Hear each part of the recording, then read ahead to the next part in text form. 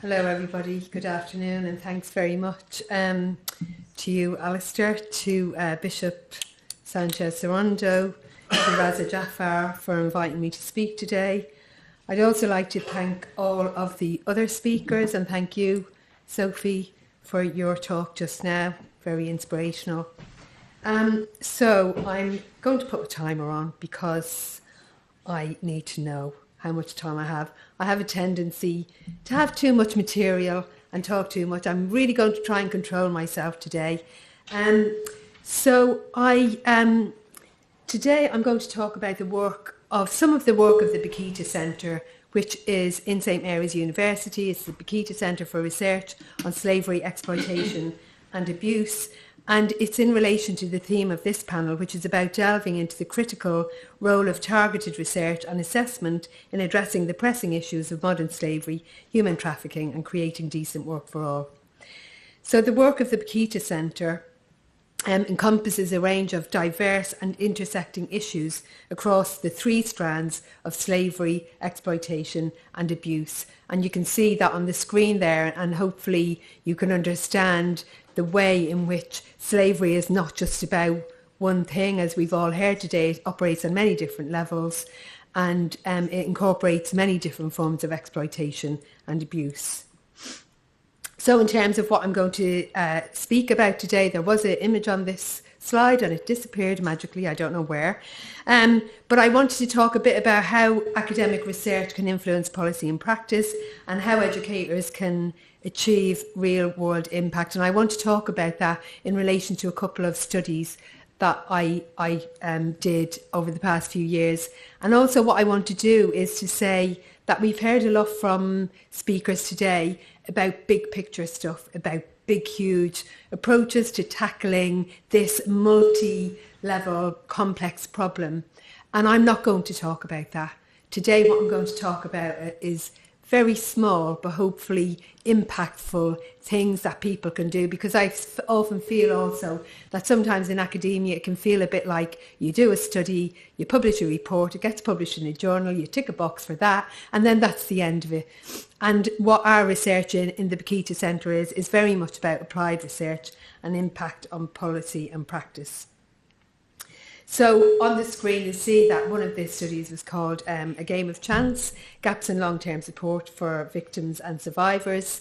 And I'll talk about the training and education. So also one of the other things you'll notice is that a lot of what I'm talking about is about education, because it's one of those things that's very close to my heart. And the second study is Pathways to Support for British Victims of Modern Slavery, and that was conducted in 2022. So as I said, a key discussion point around all of these will be about education, training for prevention, protection and policy. So the research for this study, A Game of Chance, and this is freely available, it's not in an academic journal, it's freely available on the Bakita Centre website. The material was gathered through interviews in 2017 and the report was published in 2018. And this report came around, this study came around, it was funded by a philanthropist, Trixie Brennickmeyer, who some of you might know. It came about in response to concerns by practitioners in the sector about the post-45-day reflection and recovery period provided within the government victim care contract and the enduring gaps in long-term support for victims. There was also concern about the variability of response from identification through to recovery and integration, and a need to respond effectively to the harmful legacy of trafficking based on a real assessment of the needs of survivors of modern slavery. So I conducted interviews with people from all of the organisations there on the screen. So it was from NGOs, from police and crime commissioners and business professionals. So I'm going to now talk about a couple of the key findings and the actions or impact that followed. And I hope this doesn't sound too much like I'm blowing my own trumpet. This is what I was precisely asked to do by Bishop Alistair, just to make the point that academic research can hopefully have real world impacts if you take some action.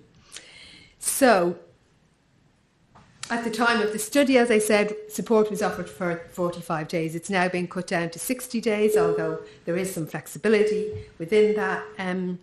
But there was consensus among the respondents in the study at the time that day 46 represented what they called a cliff edge scenario for survivors, after which support was cut off.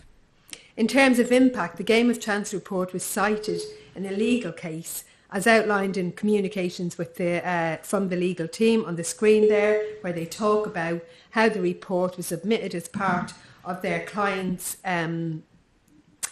evidence at an interim relief hearing before the High Court in April 2019, and it was helpful in demonstrating and providing academic evidence of the cliff edge scenario. And they go on later on in the email to say, at the interim relief hearing, our clients were granted permission to challenge the lawfulness of the Home Office policy, and a grant of interim relief was also continued, effectively suspending the Home Office's 45-day rule policy. Now remember, we're going back here to this was in 2019, so it's a few years and a lot has happened since then, and the whole sector has changed dramatically, but nevertheless at the time it was really important ruling.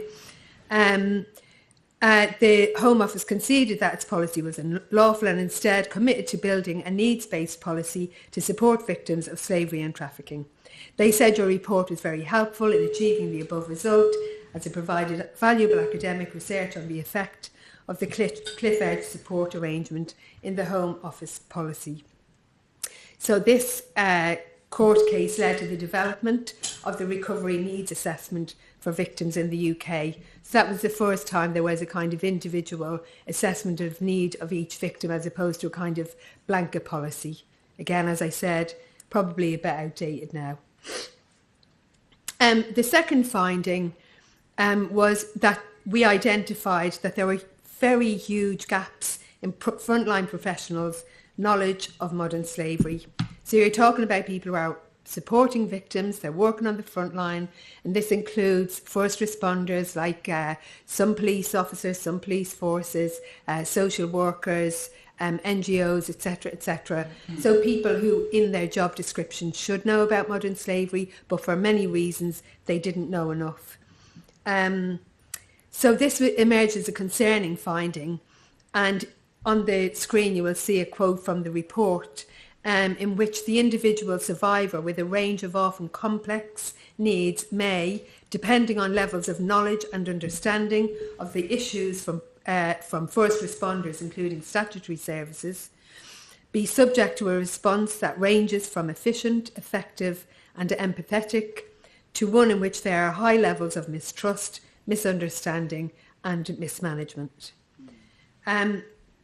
In response, just to say, what the kind of action that the Bikita Centre took to kind of ameliorate that was to develop some training courses.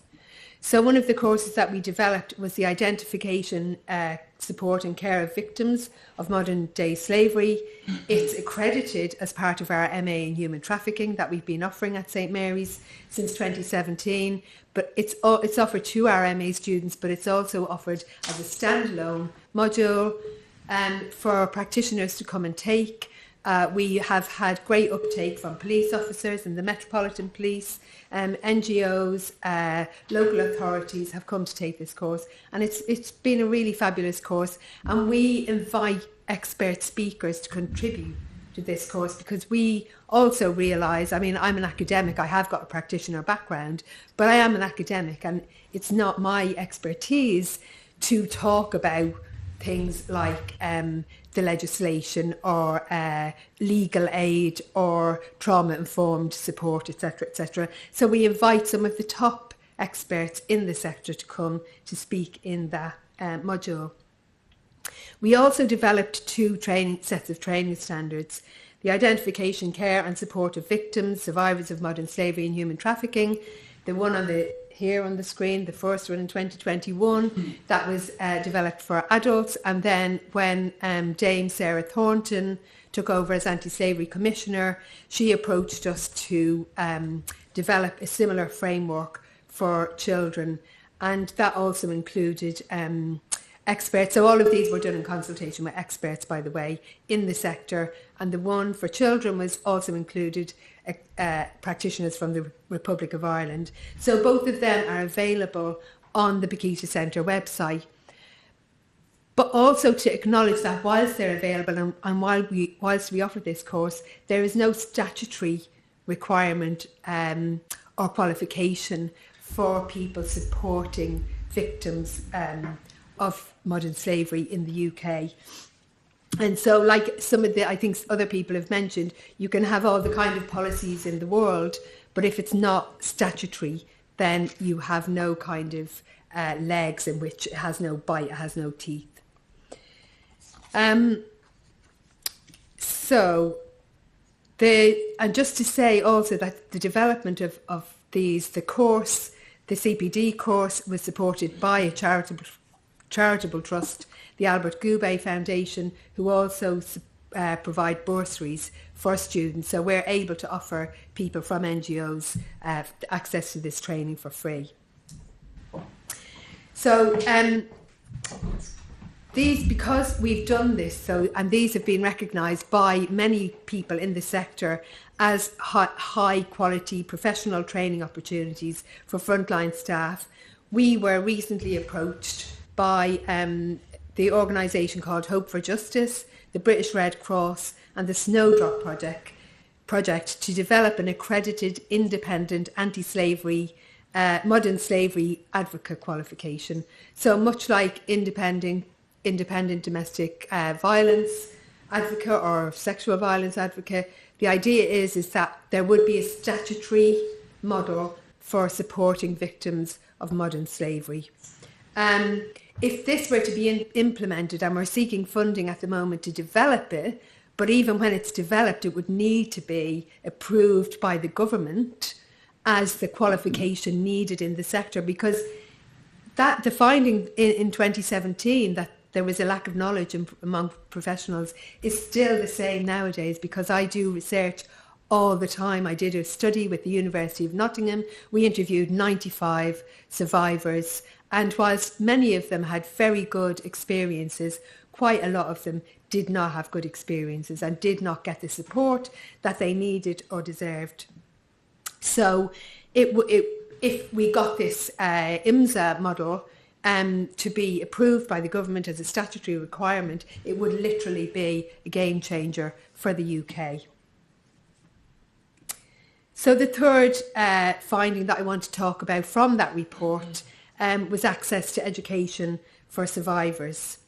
So interviewees reported on the impact of waiting for an immigration decision, during which survivors cannot work and they have very limited, if any, access to education. I think it's even gotten worse since then. And even if survivors have access to education, they're at a loss over the summer period when further education colleges close.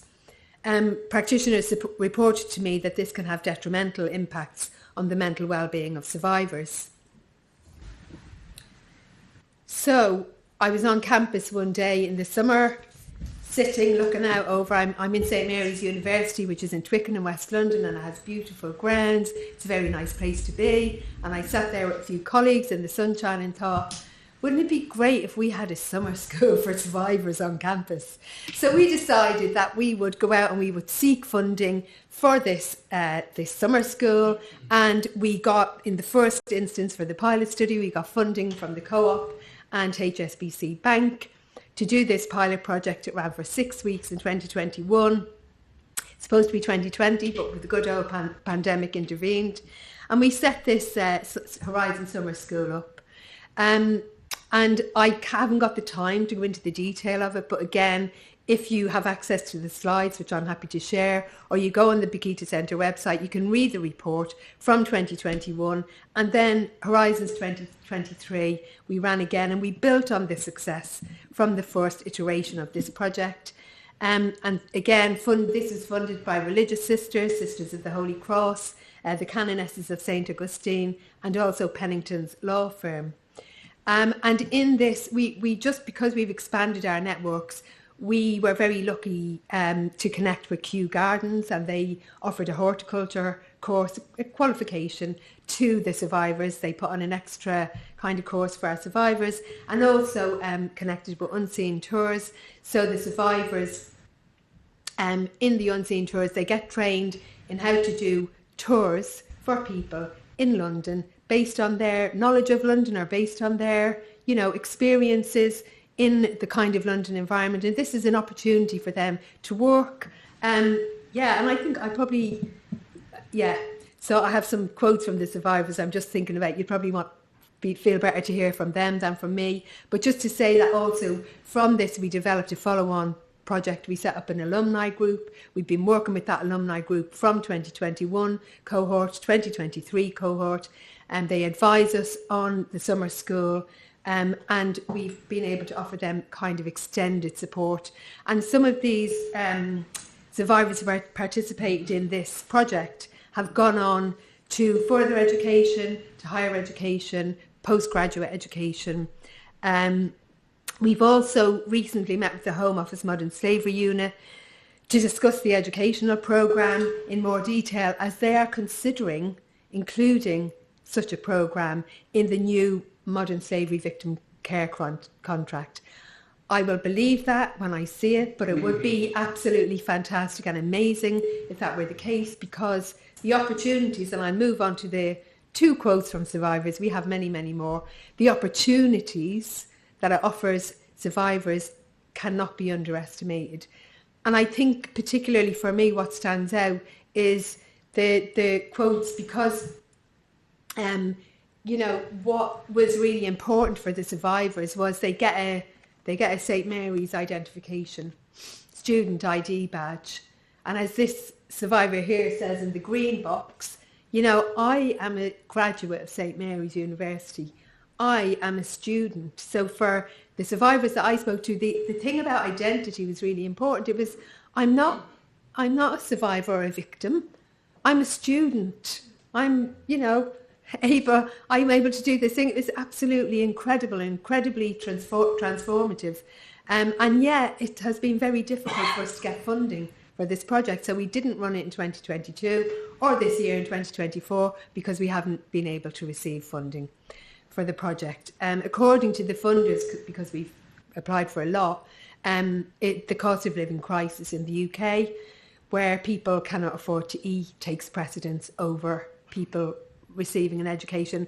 And I get that, but also I really feel like businesses also have a part to play in this. And I feel like in the first year we had some businesses, it's very difficult to get access to business, to get funding. But I really do feel if we were to get funded by a business for a period of 3 years, give us a chance to really get this up and running, that would be absolutely amazing. And we could really expand it. And what we want to do with it is not keep it all to ourselves. We want to develop a package that we can give open access to people, informed by survivor voice, because they're very much involved in this, that we offer and say to other institutions or organisations, here, take this, run with it, do something positive with it.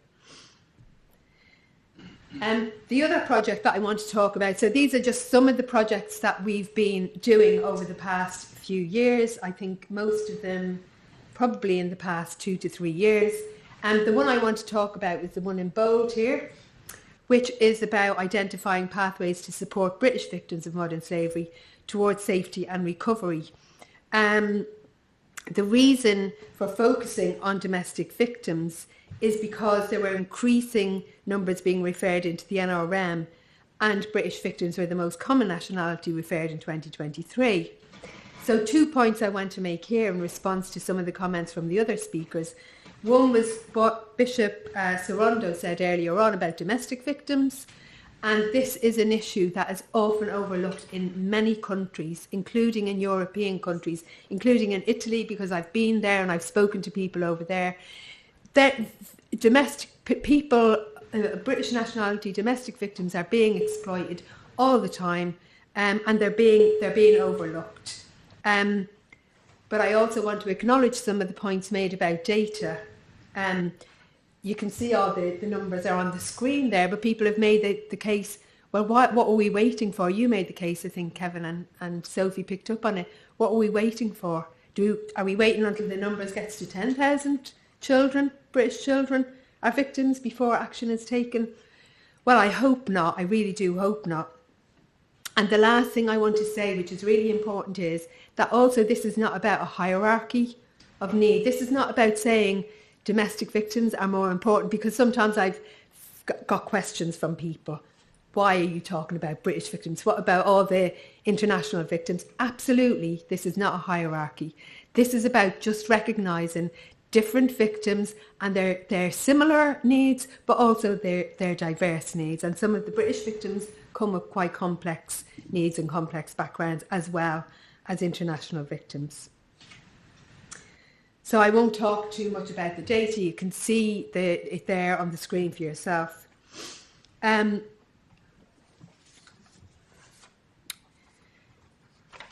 So what I do want to say, though, is that in a way domestic victims, and in this case British victims, are in a unique position because they have had prior encounters with various organisations, statutory and voluntary, but let's focus a bit on the statutory now, with social services, with education, mental health practitioners, housing, criminal justice professionals and health services.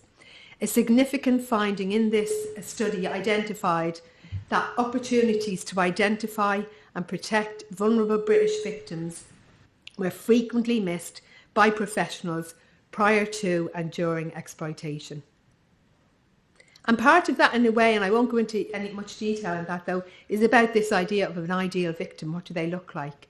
You know, very quiet and very thankful and very, you know, people come with all sorts of complexities. But these people were being overlooked also because they're British, because the narrative of foreign nationals being the victims is so strong that these people are being overlooked all the time. But a particular thing that I want to focus on, which is about prevention or linked to prevention, is that missing or exclusion from school was discussed by multiple respondents, including NGOs, police, expert witnesses and survivors, lived experience experts. The next few slides include quotes from the study, beginning with a quote from a young victim of criminal exploitation, demonstrating the mixed opportunities for protection and identification. So this is Ade, and he went to social services and he said, I'm in a really serious situation here. I'm, being forced to sell drugs, carry weapons, etc., etc. And the social worker said to him, you're living in a fantasy world, go away. And what he says is that if at that time I had been listened to and I had been supported and people had tried to accompany me on my difficult journey, I would not have gotten to this situation. So he ended up in prison. And he was in prison for 2 years, and it was only because he met somebody in prison who identified him and said, you are a victim of modern slavery, that he was able to get the support he needed. I just want to say also that he is now currently studying at St Mary's. He as an undergraduate in criminology and sociology with a fee waiver from St Mary's and living expenses by a group of sisters, the Assumption Legacy Fund. I know I'm really running out of time. I'm really sorry. I do this all the time. I'll try to hurry up.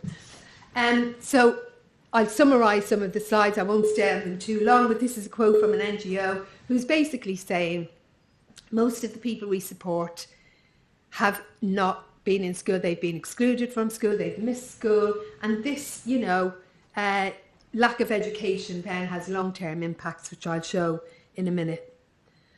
Lucy, these are all British victims, by the way. She's a recent victim of sexual exploitation. She had difficulty in the move from primary school to secondary school. She didn't want to go to school. She started to miss school. She was referred to CAMS, which is the Children's Mental Health Service, etc., etc. But none of this had any impact. There was no kind of identification measures for her when she was then sitting at home being groomed online and involved in sexual exploitation for quite a number of years.